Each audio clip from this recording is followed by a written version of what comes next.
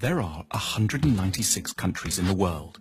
25 of them are very rich, defined as having an average wealth per person of over $100,000 a year. They are. But far more countries are quite poor, and some, which we're considering here, are very, very poor. These are the 20 poorest countries in the world, where the per capita wealth is under $1,000 a year, or under $3 a day. Every country is now more or less on a path to growth, but the poor ones are growing very, very slowly. If Zimbabwe continues at its current growth rate, it will qualify as a rich country in 2,722 years. What we want to know in this film is why some countries prosper and others stagnate, so that we can understand what rich countries are doing right and get a better grip on the challenges and hurdles facing poor countries.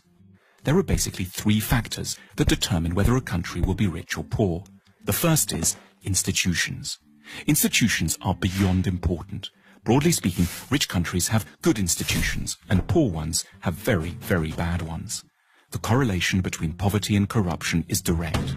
The richest countries in the world are quite simply invariably also the least corrupt ones. And the most corrupt countries are also the poorest. When countries are corrupt, they can't collect enough taxes to get the good institutions they would need to escape the poverty trap. Half of the wealth of the world's poorest 20 countries goes into offshore accounts. Lost revenues in these countries totals between $10 and $20 billion a year. Meanwhile, without an adequate tax base, poor countries can't invest in police, education, health and transport.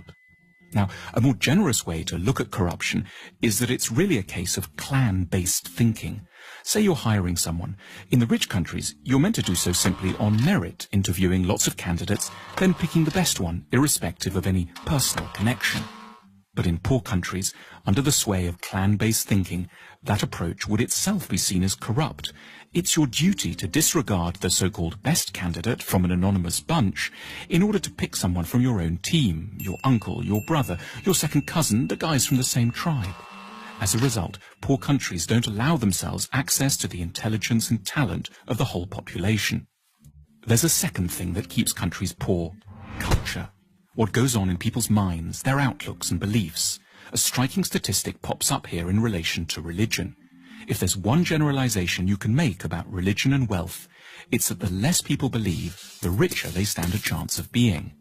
19 of the richest countries in the world have 70% or more of their populations saying that religion is not at all important to them.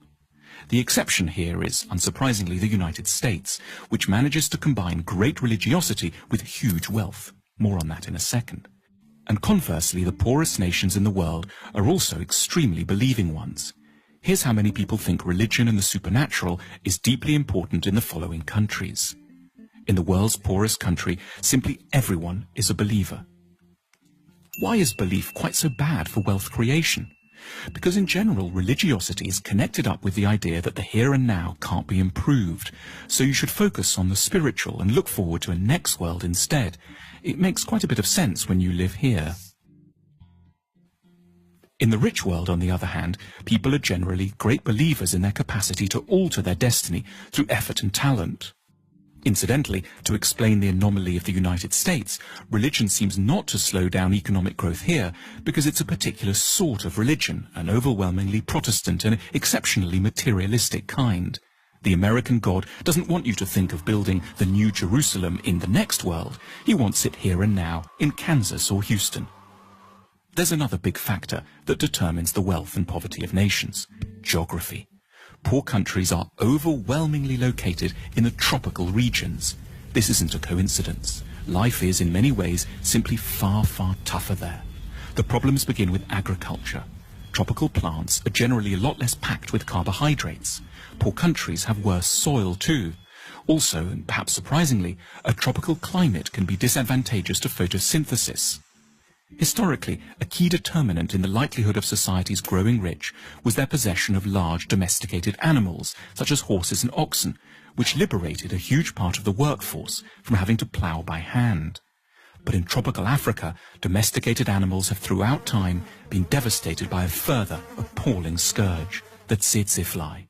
This small fly, exclusively present in Africa because of its heat and humidity, knocks out animals on an enormous scale, making them sleepy or inactive, and has had a profound effect on the ability of Africans to develop technology, increase agricultural productivity, and amass wealth. It isn't just plants and animals that suffer in the tropics. In the middle latitudes, humans are open to a terrifying array of diseases, including 100% of low-income countries are affected by at least 5 tropical diseases simultaneously. The magical temperature, which has helped to make rich countries rich, is 16 degrees centigrade.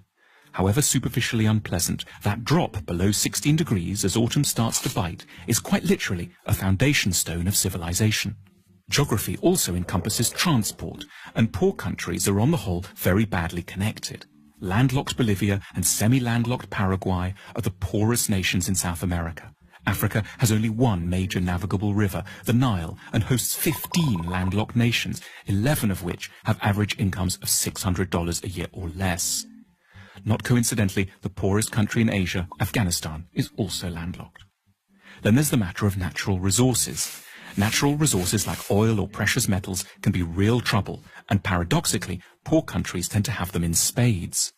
These natural resources are what economists call intensifiers. They will help to make a country with good institutions richer, but one with bad institutions get even poorer, precipitating what's called the resources trap. So the Democratic Republic of the Congo is one of the world's most mineral-rich countries, holding most of the world's coltan, which every mobile phone has a bit of inside. But natural resource wealth helps elites to grab money without requiring the cooperation of the whole society. If the only way to grow wealthy is to assemble high-tech aero engines, for example, you're going to need your whole society to buy into the project. But if you just need to extract a few minerals, you can do so with a small labor force, some guns, and an airstrip long enough to ferry your loot out to market. The wealth from coltan keeps DRC armed rebels in guns and corrupts every level of society. So how should one weigh up the relative importance of all these different factors, institutional, cultural, and geographic, in determining the wealth of nations? There's no hard and fast rules, but as a guide one can suggest that 50% of a nation's wealth comes down to the state of its institutions, 20% is due to its culture, and 10% each can be allocated to latitude, connectivity with the rest of the world, and geological good fortune.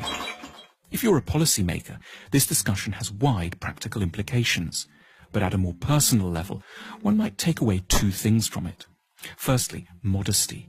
You should have a better idea of what you owe your individual success to, which is not so much your own hard work or fine mind, as the broader society you live in, which was produced over centuries and which you now draw benefit from unknowingly. At the same time, sympathy, an ability not to see failing societies just as basket cases, but rather as countries facing comprehensible and hugely difficult problems. Our sympathy can be enhanced by reflecting that the troubles of desperate lands are to a considerable extent to do with malaria, a lack of navigable river, and the horrific buzzing of the tsetse fly, rather than always some more intimate human failing, which we would ourselves never manifest.